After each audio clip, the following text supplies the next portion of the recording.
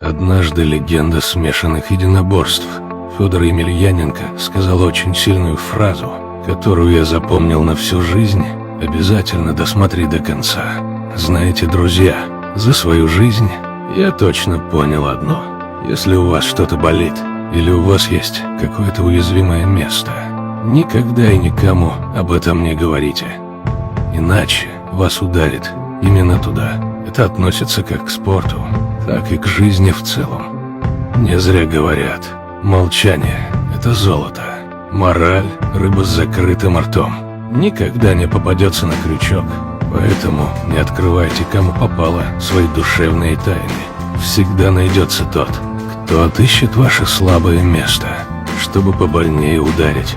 Поставьте лайк, если уважаете легенду, и напишите в комментариях «Истина». Если хотите умственно расти каждый день, подписывайтесь на нашу страницу.